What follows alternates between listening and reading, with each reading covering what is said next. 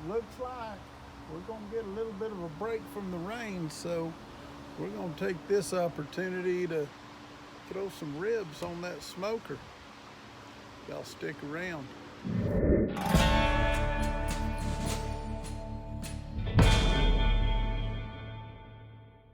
I've told y'all over the months that I've been doing these, my goal on this is not to project myself as some kind of an expert. My goal on this is to make it more accessible for just the regular old backyard barbecuer, backyard smoker, backyard griller. I don't do a lot of, here's a rub that you need to plant a garden and get these specific peppercorns and this sage that's only grown in the Southwest.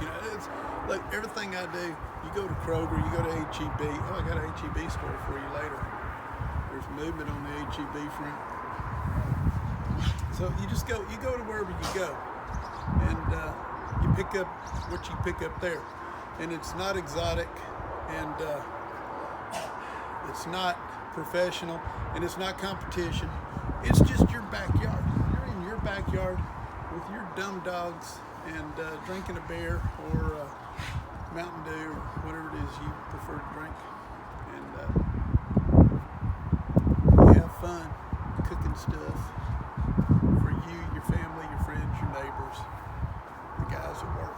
So, got all that out of the way. What I got now, I picked up yesterday from Kroger, St. Louis style pork spare ribs. All here in this cook in the bag, which we're not going to cook it in the bag. And it has, it actually says how to do it on a grill in the back, which we're not going to go by theirs. We're going to go with what would be a 321, but it's more like a 3-1.75. And I'll explain as we go. If you already know a 321, some people are probably already screaming at the screen going, no, that's the worst way to do it. I don't know. We're going to find out. That's the good part about this. I don't know. That's how I've done ribs in the past, and that's how we're going to do them today. But yeah, here, if you can see that, Kansas City style, rubbed with Kansas City style barbecue seasoning, natural hickory smoke, flavor added. I don't know how they did that, but I know how we're going to do it. We're going to do it with that pile of wood over there that I just got from Academy, which is just a big old bag of B&B cooking wood. In this case, it's hickory. So I got the hickory wood to match the hickory flavor. I don't know, maybe I should have gone with, probably should have gone with pecan now that I think about it, to give it, you ready for this? More variety on the flavor profile. Sound like I know something, right? So anyway, I went with hickory. Hickory might be too much hickory. Can you do too much hickory? We're gonna find out. So anyway, I'm gonna open this bag up. My fire is 320 degrees right now. Don't pay attention to that top one, 78, 77. That's just a probe that's just hanging down to the side right now. But that fire says 320 in there right now, hopefully. Lost my time. So we're gonna let it get down. We don't want it at 320 when we put these on here. We're gonna let it burn down a little bit. But I'm gonna take these out of the bag. Obviously I can't rinse them, can't wash them. I've got to trust that their seasoning does what my seasoning would. And I'm gonna do a video later on here within the next few weeks where I take one of those and then I take my own baby backs and I do it beginning to end with the unseasoned, just straight baby back ribs, and compare it to one of these in the bags and see if it's worth it to get everything already pre-done where it's just super easy, or to do it my way where it's just super my way. Right off the bat, I would prefer to do it my way, but today I'm doing this. We'll see how it works out. Like always, y'all stick around. All right, so like I said, already rubbed with Kansas City style seasoning, and I haven't gone in and looked at what that exactly means, but that's what it says. And let's take a look here. You can tell before I brought them home, this isn't a big, thick ginormous set of ribs. It's a nice set of ribs. There's no way to tell what kind of marbling's involved in it.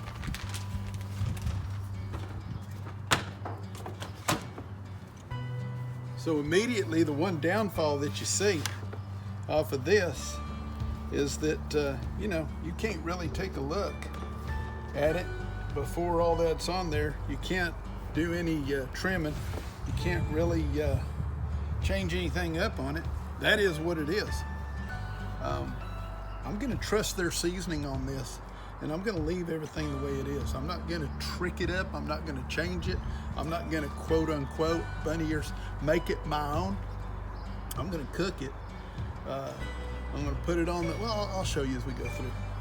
But just to go over it, I'm gonna put it on my offset smoker at about 250, 260, you know, 20 degrees either way, 260 down or up.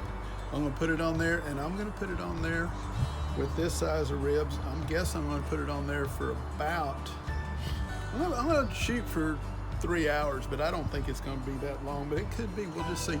And then I'm gonna take them off, I'm gonna wrap them in foil, and I'm gonna put them back on there for a little over an hour.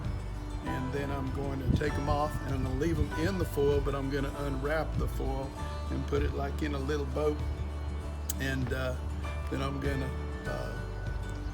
let them hit some more smoke for about another 45 minutes. So somewhere around 3 hours, just on the smoker. Then somewhere around 2 hours in the foil, and then somewhere around 1 hour still in the foil, but the foil opened up.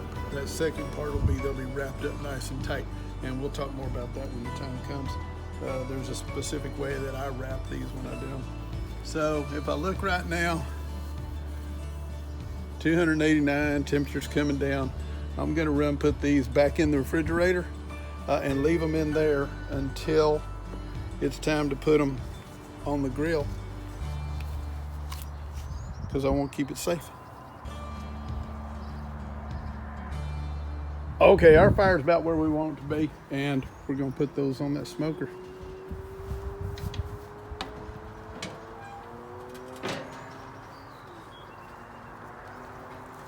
For those of you that already know, this is the old country. I'm putting this on the bottom rack, right dead center. So for those of y'all that already know, well, I guess this ain't for those of y'all that already know. For those of y'all that don't know, this is an old country barbecue pit. I did get it at Academy. I got it Thanksgiving week of 2020. And so that means I've had it for about 6 months, more or less. I don't see them this year at Academies up here where I live in North Texas. I don't see them on the floor, but they do still have them on their website. They're dedicating a lot more floor space to the Pecos. This is the Wrangler. The Wrangler is shorter this way. The Pecos runs about out to here. Firebox, exactly the same size. Height, exactly the same size. Gauge of the steel, not exactly the same size, and that's the reason I went with this one. Fortunately, I don't cook for a ton of people, except when I do. And when I have, I've made it work. Just dedicate more time to it. But to me, the deciding factor was the gauge of the steel. The gauge of the steel in the smoker box, in the firebox, and the gauge of the steel on the cooking area. This is better steel, much better. It's an 11 gauge as opposed to what I think is 14 on the Pecos. And the heft of this door is a lot better. And the heft of this door is way better. And it's just apples to apples. I liked the Wrangler better than I like the Pecos. Now they do have one called the Brazos. And the price points on the Pecos and the Wrangler are really, really right in my price range, quite frankly. This one was $500. The Pecos is actually $100 less at $400. $3.99. The Brazos, it's bigger, same gauge steel, heavy. All of them are solid welds. They're not bolted together anywhere. They're all welded together. And the Vegas is, I think, $1,200. I think that's what it goes for. Yeah, I wouldn't mind having that one. I wouldn't mind moving on up to the Brazos. But for right now, I'm very, very happy with my Wrangler. Anyway, we got this on here. I got about 25 after. Say 20 after when we put it on there. Let's just say 15 to make the math easier. So in about 2 hours, I'm gonna come out here and check on it. Y'all can come along with me if you stick around. It's been right at about an hour and a half since we put these on. So we're gonna take a look at them, see what we got. That's Pearl right there. That's Bo right there. Dixie, she's around here somewhere. Anyhow, let's take a look, see what we got.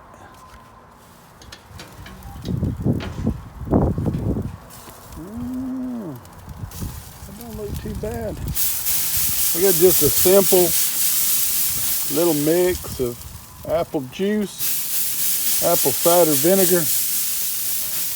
Like I said, been about an hour and a half in. I'm going to go ahead and spritz them down. And let's cut it back down. Cook them for about another hour and a half. Y'all okay with that?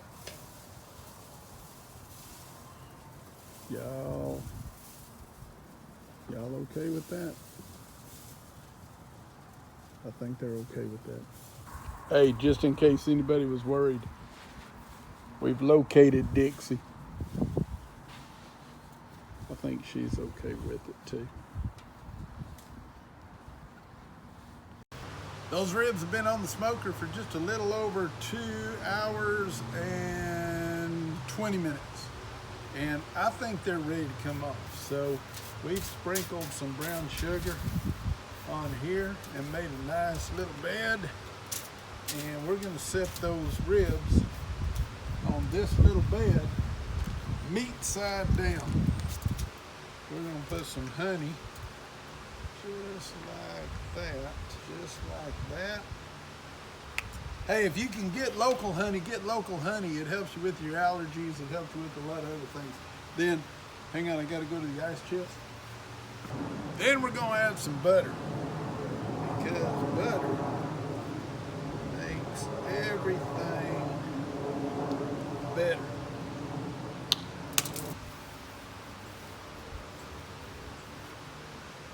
That's the bone side.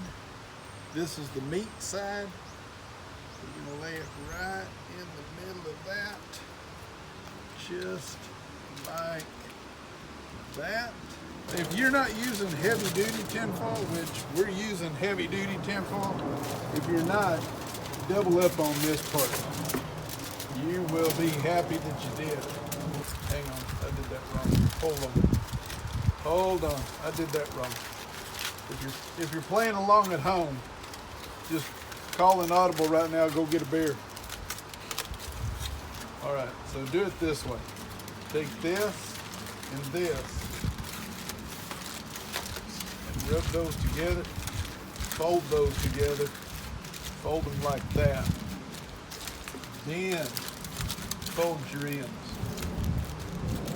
By taking that middle section and connecting it together, you're gonna get a lot better seal. And that's what you want on this. You don't want this, like on a brisket, you kind of want it to steam, you want it to braise in its own juices. That isn't what you want on this. You want this good and tight. You just want it to cook. So we've got the meat side down, we've got the bone side up. We're gonna set it back on the cooker. A 3-2-1, you generally put it on there for 2 more hours. We're gonna put it on there for about another hour and a half. We're shutting everything, just shortening everything a little bit, because these are not really thick ribs.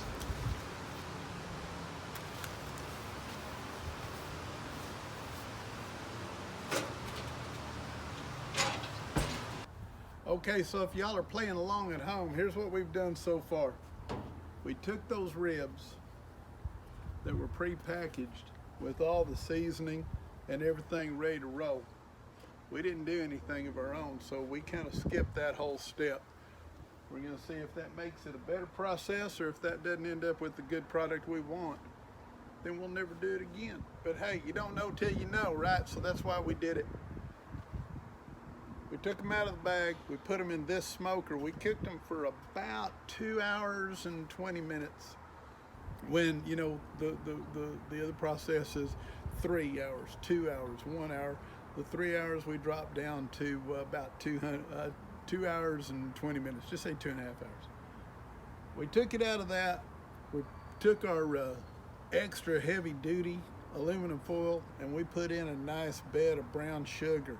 We added some honey, we added some butter, we just smeared it all together and we laid that rack of ribs right in the middle of that bed of ooey gooey goodness. And then we wrapped it up nice and tight. We don't want it to steam, we don't want it to braise. That's not what we're looking for on here. We're looking to cook it some more. We put it on there about 5 minutes ago, and instead of going 3, 2, 1, we're gonna do 2.5, 1.5, and about 45 minutes. So we put it on there, like I said, a little bit ago. We're gonna take it off here in a little less than an hour, right at an hour. And we'll see how we're looking then. We can start probing it a whole lot like a brisket. Instead of worrying about temperature, instead of worrying about everything, we're just going to probe it. We want it to be smooth in. We just want no resistance, just right in there. That's how we're going to determine if we're getting close to being ready or not. Temperature's fine, that's okay. You can do it that way too. You got to keep in mind what your temperatures are to keep everybody safe that you're cooking for, right? Especially if you're cooking pork, especially if you're cooking chicken, especially if you're cooking turkey, any kind of poultry, any kind of pork, you really got to pay attention to, right? So, having said all that, we're going to make sure we're absolutely going to be over the temperature we need to keep it safe. We're already there. We've already cooked it. It's gotten up to about 185, 189 degrees before we ever took it out and wrapped it. So then we did that.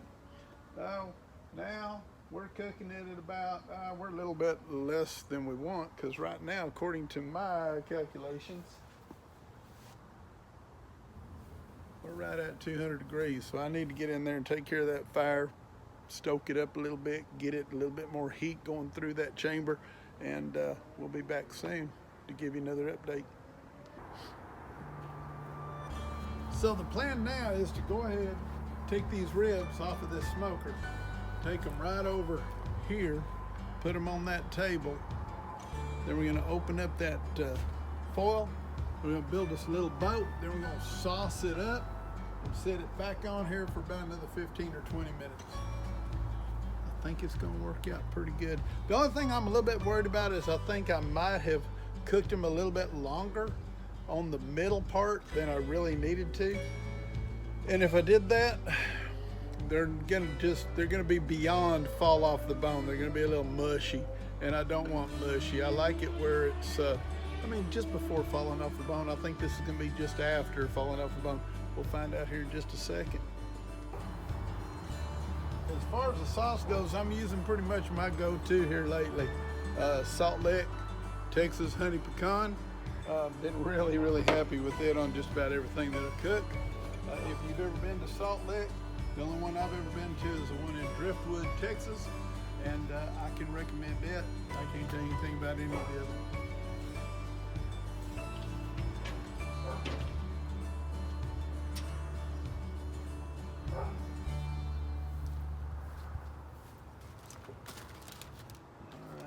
What we're going to do now is we're going to go ahead and open this up. We're not going to take them off of it. Ooh, man. Okay, I'm going to have to bring that camera over here. Okay, this may change things a little bit. As you can see, whenever I opened up this foil, I mean, we have a ton of juice that's come off of here.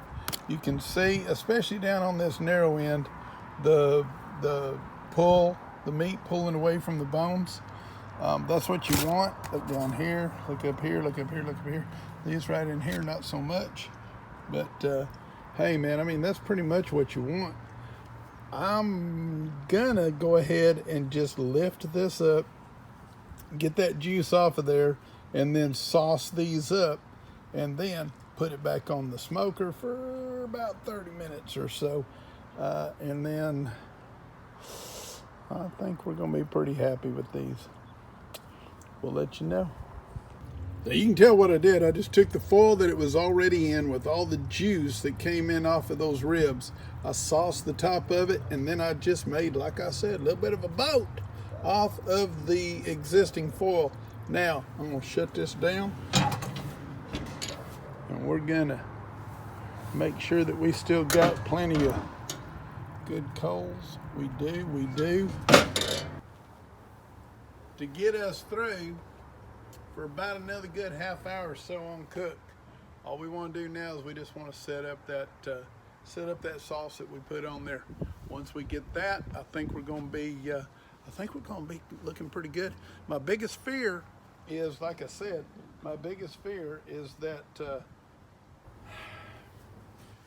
I cooked it in the middle, that middle section. I think I might have cooked it a little too long, and I think I might have got that internal temperature just a little bit too hot. And if I did, well, then what we've got now is we've got pork rib mush. We'll see. If I didn't, then what we've got is fall off the bone pork, where you can just pull those bones right out of there and cut them up, put them on that plate with some good beans and some potato salad, and you got what you want. So it's just gonna be it's gonna be touch and go. But yeah, we're gonna do this for another we're gonna do it for about another 20 minutes. Leave them on there, let that sauce set up. Yeah, that's what we want.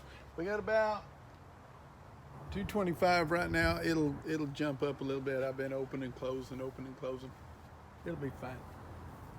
See you in a minute. All right, let's see how lucky we can get here and see if we can cut this in a double right between two of these ribs. So there's one. And if we get lucky right here, then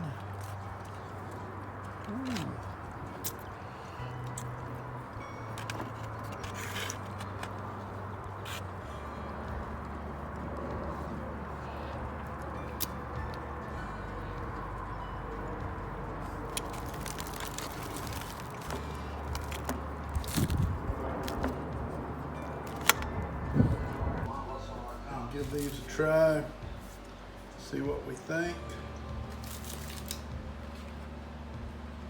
So right here, ooh man, these are hot ribs.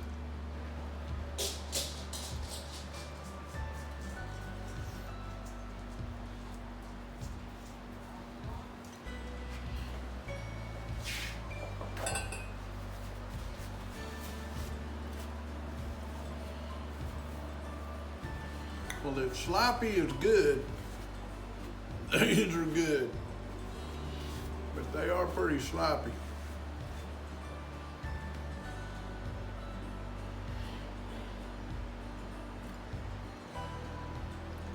There's an idea of what we ended up with. They look good, they taste real good.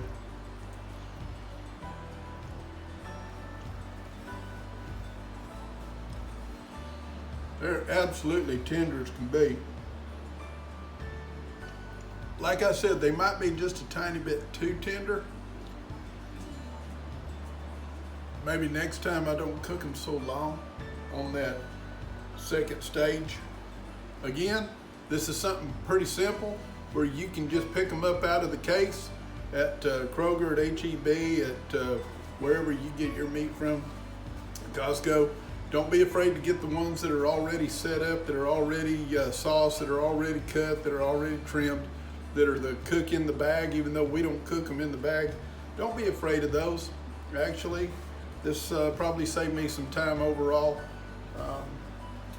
About 4.5 hours total from the time I put them on to right now. So hey, 5 hours from the time I put them on to the time I took them off.